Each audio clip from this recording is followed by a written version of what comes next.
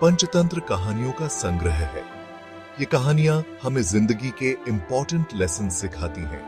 पंचतंत्र की कहानियों से हमें नेतृत्व, सामरिक योग्यता, मित्रता, सत्यनिष्ठा और बुद्धिमानी जैसी महत्वपूर्ण गुणों का ज्ञान मिलता है। पंचतंत्र की कहानियां बच्चों को भावनाओं की समझ विकसित करने में मदद करती हैं। इन कहानियों से बच्चे दयालुता, सहानुभूति, बहादुरी और साहचर्य जैसे गुण विकसित करते हैं। पंचतंत्र की कहानियां हास्यपूर्ण तरीके से बताई गई हैं और बच्चों को पसंद आती हैं। पंचतंत्र की कहानियों से वास्तविक जीवन की परिस्थितियों को संभालने का तरीका सीखने में मदद मिलती है। पंचतंत्र की कहानियां लोक व्यवहार को सरल तरीके से समझाने में मदद करती हैं। पंचतंत्र की कहानियां नेतृत्व क्षमता विकसित करने में मदद करती हैं। पंचतंत्र की कहानियां हिंदू धर्म में राजनीतिक विचारों के अध्ययन का स्रोत रही हैं। पंचतंत्र की कहानियां सद्गुणों और दोषों पर बहस के साथ अर्थ के प्रबंधन का भी स्रोत रही हैं। ये जानवरों के बारे में है, लेकिन इनके मैसेजेस ह्यूमंस के लिए हैं। हम फ्रेंडशिप, विजडम और क्लेवरनेस के बारे में सीख सकते हैं। ये कहानियां पुरानी हैं, लेकिन आज भी रेलेवेंट हैं। ये हमें अच्छी जिंदगी जीना सिखाती हैं। ये हमें हमारे एक्शंस के कॉन्सिक्वेंसेस दिखाती हैं। हम दूसरों की गलतियों से सीख सकते हैं। इन कहानियों में जानवर गलतियां करते हैं, लेकिन वो उनसे सीखते भी हैं। हम भी सीख सकते हैं। आओ इन टाइमलेस टेल्स को एक्सप्लोर करें। देखते हैं इनमें क्या विजडम है।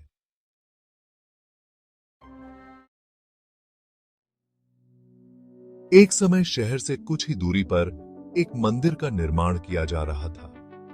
मंदिर में लकड़ी का काम बहुत था, इसलिए लकड़ी चीरने वाले बहुत से मजदूर काम पर लगे हुए थे।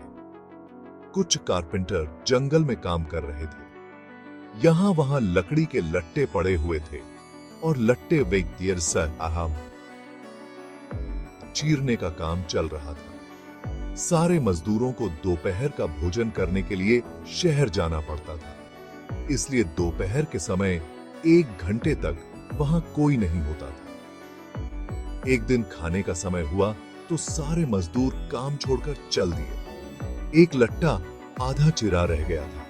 आधे चिरे लट्टे में मजदूर लकड़ी का कीला फंसाकर चले गए। ऐसा करने से दोबारा आरी घुसाने में आसानी रहती है। वह अपना काम सिक्योर करना चाहता था, ताकि बाद में उन्हें फिर से ज्यादा एफर्ट एनएचआई करना पड़े। तभी वहां बंदरों का एक दल उछलता कूदता आया। उनमें एक शरारती बंदर भी था, जो बिना मतलब चीजों से छेड़छाड़ करता रहता था। पंगे लेना उसकी आदत थी। बंदरों के सरदार ने सबको वहां पड़ी चीजों से छेड़छाड़ न करने का आदेश दिया। एक बंदर पास ही देख रहा था। सारे बंदर पेड़ों की ओर चल दिए, पर वह शैतान बंदर सबकी नजर बचाकर पीछे रह गया और लगा अड़ंगेबाजी करने। उसकी नजर अधचिरे लट्टे पर पड़ी। वह पैग के बारे में क्यूरियस था। बस वह उसी के पास गया और बीच में अड़ाए गए कीले को देखने लगा। फिर उसने पास पड़ी आरी को देखा। उसे उठाकर लकड़ी पर रगड़ने लगा। उससे किर्रर किर्रर की आवाज निकलने लगी तो उसने गुस्से से आरी पटक दी। उन बंदरों की भाषा में किर्रर किर्रर का अर्थ मूर्ख यानी फूलिश था। वह दोबारा लट्टे के बीच फंसे कीले को देखने लगा।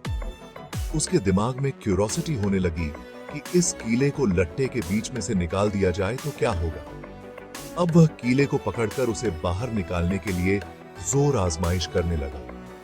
लट्टे के बीच फंसाया गया कीला तो 2 पार्ट्स के बीच बहुत मजबूती से जकड़ा गया होता है, क्योंकि लट्टे के 2 पार्ट बहुत मजबूत स्प्रिंग वाले क्लिप की तरह उसे दबाए रहते हैं। बंदर खूब जोर लगाकर उसे हिलाने की कोशिश करने लगा। कीला जोर लगाने पर हिलने वक़्त खिसकने लगा तो बंदर अपनी शक्ति पर खुश हो गया।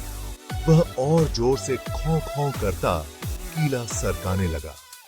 इस खींचतान के बीच बंदर की पूंछ 2 पार्टों के बीच आ गई थी, जिसका उसे पता ही नहीं लगा। उसने उत्साहित होकर एक जोरदार झटका मारा और जैसे ही कीला बाहर खींचा, लट्टे के दो चिरे भाग फटाक से क्लिप की तरह जुड़ गए और बीच में फंस गई बंदर की पूंछ। बंदर चिल्ला उठा, उसे और चोट लगी। बंदर फंस गया।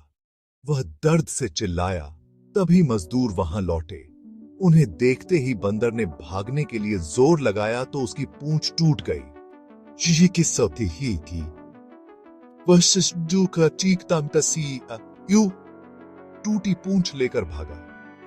मॉरल ऑफ द स्टोरी: जिस काम से कोई अर्थ न सिद्ध होता हो, उसे नहीं करना चाहिए। व्यर्थ का काम करने से जान भी जा सकती है। बंदर की क्यूरियोसिटी की वजह से उसका डाउनफॉल हुआ। उसने एक्टिंग करने से पहले सोचा नहीं। उसे पैक का पर्पस समझ नहीं आया। यह कहानी हमें सिखाती है कि कुछ भी करने से पहले सोचें। बिना समझे किसी भी चीज में न पड़े। क्यूरियोसिटी अच्छी है, लेकिन कॉशियस रहें। हमें उन चीजों में इंटरफियर नहीं करना चाहिए जो हमें समझ में नहीं आती हैं। हम खुद को चोट पहुंचा सकते हैं। हमेशा कॉन्सिक्वेंसेस के बारे में सोचें। बंदर का दर्द सेल्फ इन्फ्लिक्टेड था। यह हमारे लिए एक रिमाइंडर है। कुछ भी करने से पहले सोचें। अपनी क्यूरियोसिटी को खुद मुसीबत में न पड़ने दें।